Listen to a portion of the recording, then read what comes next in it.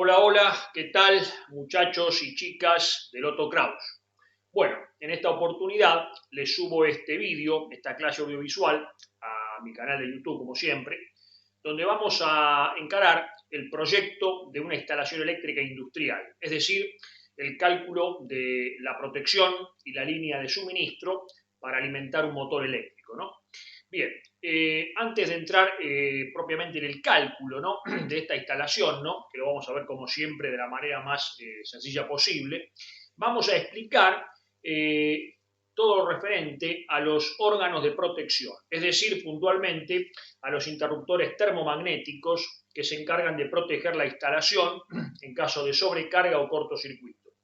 Yo sé que ustedes estos conocimientos ya los tienen, ¿no?, por electrotecnia, pero es fundamental hacer una recapitulación, incluso hacer algunos agregados que por ahí ustedes no conocían. Bueno, ustedes ya sabían que un interruptor termomagnético es un interruptor automático, es un órgano de protección que actúa de manera automática en caso de sobrecarga o cortocircuito. Se entendía por cortocircuito cuando se dañaba la aislación de los conductores, ¿no? Se tocaban los conductores propiamente, la corriente tomaba valores altísimos, de ahí su nombre, corriente de cortocircuito, de varios miles de amperios, ¿no? Y si esa corriente de cortocircuito no es interrumpida lo más rápido posible, toda esa energía, por el efecto Joule, se transforma en energía calórica y destruye la instalación incluso con riesgo de incendio. Eso es lo que es cortocircuito. Sobrecarga era cuando a un conductor se le exigía el paso de una corriente más allá de lo que soportaba su sección. En la práctica se toma como sección de seguridad 6 amperes por milímetro cuadrado, ¿no? Es decir, que un conductor, para que soporte con toda seguridad la circulación de una corriente en régimen permanente, ¿no?, se toma un milímetro cuadrado por 6 amperios, ¿no? Y de esa forma justamente ofrecemos seguridad operativa al conductor. La sobrecarga justamente es cuando se sobrepasa la corriente nominal que puede soportar la sección del conductor, el conductor se recalienta y evidentemente no se va a fundir el conductor, ¿no?, porque el conductor es generalmente de cobre electrolítico que funde una temperatura de aproximadamente 1800 grados centígrados, ¿no? Lo que sí se va a dañar es la aislación del cable, ¿no?, que está hecho en plástico, en un plástico denominado PVC, químicamente policloruro de vinilo, y según la norma de ensayo, ese plástico, ese material, soporta como máximo 160 grados durante 5 segundos. Es decir, que más allá de esa temperatura o ese tiempo, el material, el plástico, el PVC, sufre daños eléctricos y mecánicos. Es decir, pierde aislación, se vuelve quebradizo, pierde flexibilidad, etc. Por ese motivo, justamente, hay que proteger al conductor de sobrecarga, ¿no? La sobrecarga es eso, repito, es cuando se le exige a un conductor, se hace pasar por un conductor una corriente mayor de la que puede soportar su sección en condiciones de normalidad, ¿no?, de circulación. Para eso se utiliza el interruptor termomagnético. Y este elemento tiene básicamente en su interior dos dispositivos diferentes. Un dispositivo de protección contra sobrecarga y un dispositivo de protección contra cortocircuito. El dispositivo de protección contra cortocircuito es básicamente un electroimán que acciona en forma instantánea en presencia de una corriente de cortocircuito. Es decir, que el interruptor, en cuanto a cortocircuito, en cuanto a protección contra cortocircuito, tiene que hacer de acción instantánea, opera en fracciones de segundos lo más rápido posible. No así en cuanto a sobrecarga, ¿no?, que ahí como elemento de protección dispone de un par bimetálico o bimetal, que son dos metales soldados entre sí, de diferente coeficiente de dilatación, que al calentarse se curvan, ¿no? Ese bimetal tiene un elemento calefactor o incluso el mismo bimetal puede ser un calefactor, y cuando circula corriente en condiciones normales, ¿no?, una corriente nominal, ese bimetal no se va a recalentar, ¿no?, no se va a curvar. Cuando sí aparece una sobrecarga, comienza a calentarse, se curva y dispara el mecanismo del interruptor, ¿no? Es decir que en caso de cortocircuito la acción es instantánea, en caso de sobrecarga tenemos un retardo en cuanto a la actuación. Yo les voy a mostrar un interruptor termomagnético construido en acrílico para que ustedes puedan observar lo que yo les acabo de decir, ¿no? Fíjense que en esta parte tenemos el bimetal, la lámina bimetálica, voy a acercarlo bien a la cámara, la pueden apreciar ahí. Tenemos por otro lado el electroimán de color amarillo. Tenemos los bornes de conexión, las borneras, la manija del interruptor, el mecanismo, ¿no?, de desenganche, los contactos, y acá hay un elemento llamado cámara apaga chispa que se encarga de extinguir el arco voltaico que se produce, ¿no?, cuando actúa el interruptor, para evitar la destrucción o deterioro prematuro de los contactos, ¿no? Bien, bueno, la forma en que se especifica un interruptor termomagnético responde básicamente a 4 parámetros. Vamos a empezar por el primero. El primero es la clase. La clase va a depender de la carga que se quiera proteger, o la carga, mejor dicho, lo que en realidad protegemos es la línea de suministro, ¿no?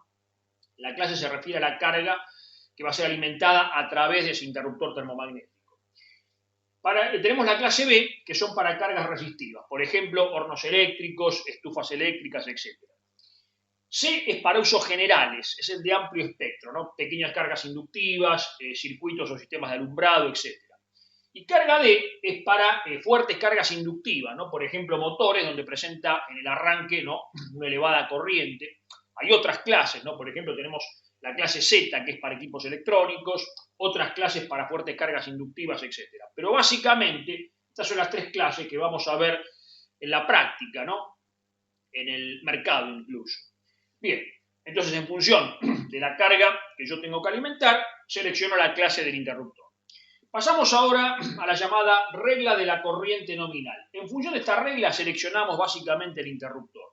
Y nos dice que IB, que es la corriente de la carga, ¿no?, tiene que ser menor a IN, o I sub N, que es la corriente nominal del interruptor, la corriente que maneja el interruptor en condiciones de normalidad, ¿no?, especificada justamente en el interruptor.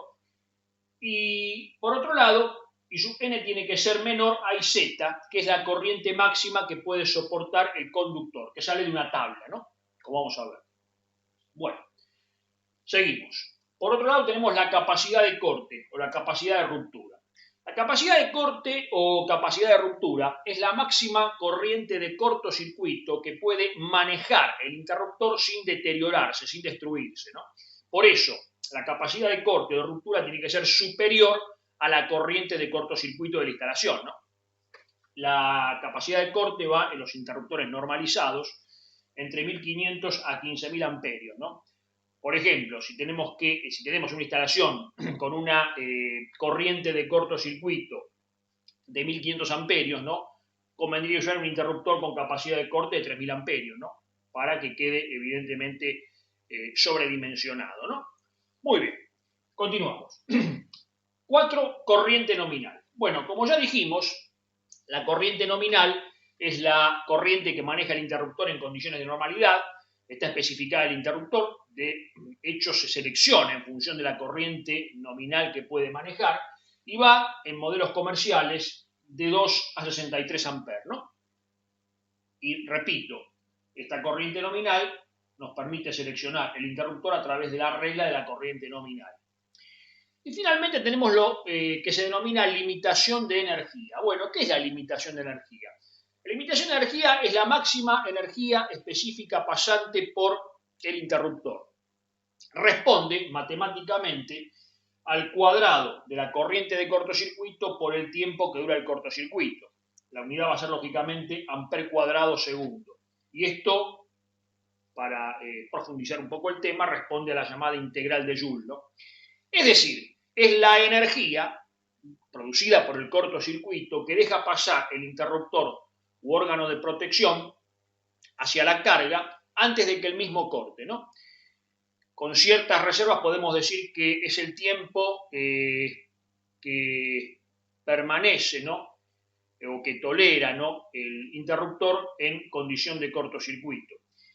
Como dijimos, en presencia de un cortocircuito, el interruptor tiene que actuar de la manera más rápida posible, en fracciones de segundo, porque toda esa energía se transforma en calor y produce justamente el deterioro o daño térmico en los conductores y equipos, ¿no?, lógicamente, ¿no? Bien. Esta limitación de energía está especificada en 3 clases, clase 1, clase 2 y clase 3, que después vamos a ver en el próximo vídeo a través de tablas qué significa cada clase, ¿no? O sea, qué limitación de energía presenta, ¿no?, en amper cuadrado segundo. Bueno, por otro lado tenemos el aspecto físico del interruptor, como está presentado de manera normalizada, ¿no? En este dibujo observamos el aspecto físico. Empezando de arriba tenemos la bornera, ¿no?, como también abajo, la clase, por ejemplo B, la corriente nominal, 25 amperes. En recuadro tenemos la corriente de cortocircuito que puede manejar el interruptor, es decir, la capacidad de corte o capacidad de ruptura. Tenemos después abajo un rectángulo con un número que indica la limitación de energía, o sea, la clase en cuanto a limitación de energía. Y después la manija, ¿no?, del interruptor. El símbolo del interruptor es este, ¿no?, en cuanto a esquema unipolar, ¿no?, unifilar. Bien, vamos a ver ahora, a modo de ensayo práctico, cómo actúa un interruptor, ¿no?, en situación de cortocircuito.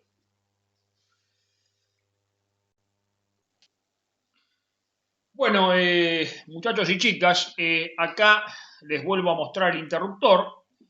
Yo lo conecté a un circuito donde hay una carga que es una pequeña lamparita, ¿no? Está encendida ahora. La puedo apagar. Ahora la enciendo, ¿no? Lógicamente que esta demostración la hago con tensión no peligrosa, ¿no?, por una cuestión de seguridad. Bueno, yo voy a producir un cortocircuito puenteando con un alambre las terminales de la lamparita, ¿no? Ustedes fíjense lo que pasa con el interruptor, ¿no? Cuando yo puenteo,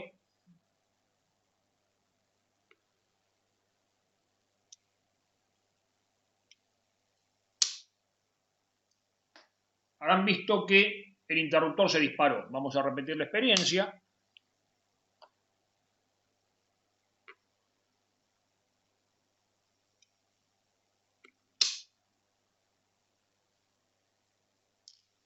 De esta manera cortó, ¿no?, el interruptor a través del electroimán, ¿sí?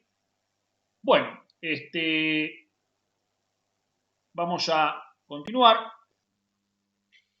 Bien, a modo de final de este pequeño vídeo, el interruptor, como ustedes ya sabían, generalmente se monta en un riel llamado riel DIN de 35 milímetros, utilizando, ¿no?, una solapa, ¿no?, o una pestaña, ¿no?, y ese riel lógicamente está en la caja que hace las veces de tablero, ¿no?, donde se hace el cableado, etc. Bien, con todo esto hemos dado una idea de lo que es el órgano de protección que vamos a utilizar en el proyecto de la instalación, que es el interruptor termomagnético, y en el próximo vídeo vamos a hacer el proyecto justamente de esa instalación industrial. Entonces, nos vemos en la próxima clase.